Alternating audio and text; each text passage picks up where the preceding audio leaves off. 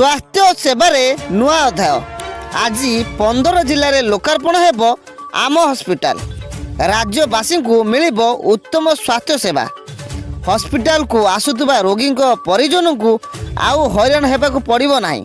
सेमानंक पाई डाक्तरखाना रण एथिपाई राज्य सरकार आम हॉस्पिटल नाम एक नूतन योजना आनी।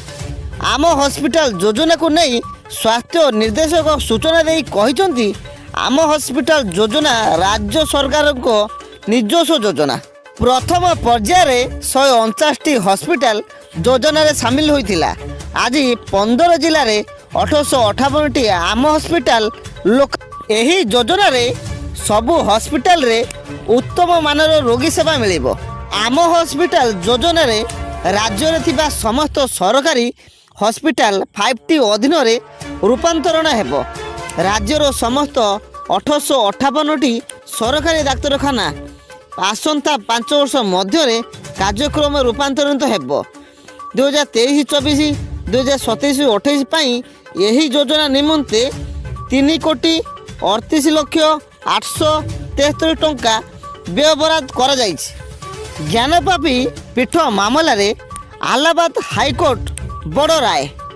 पीठरे जारी रहिबो हिंदुंक पक्षरु पूजार्चना।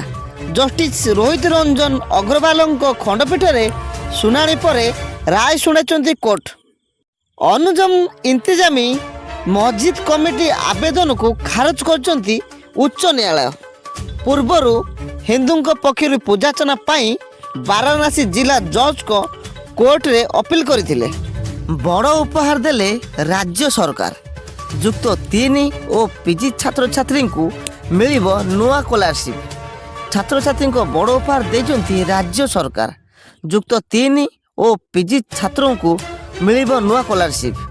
छात्री को वार्षिक 10,000 टंका और छात्रों को 9,000 टंका लेखाएं स्कॉलरशिप प्रदान करा जाइछि।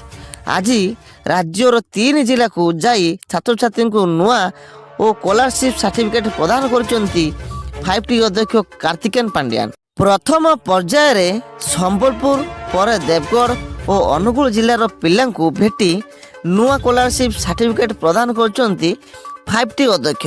राज्यर प्राय 95% छात्र छात्री को नुआ और स्कॉलरशिप द्वारा उपकृत हेउचन्ती। धन्यवाद। वीडियो आज एतिकी। जदि आपन आम भिडियोटी भल लगी थाए तेबे भिडियोटी लाइक करेंगे, सब्सक्राइब करेंगे, कमेंट करेंगे और सांग सहित शेयर करेंगे।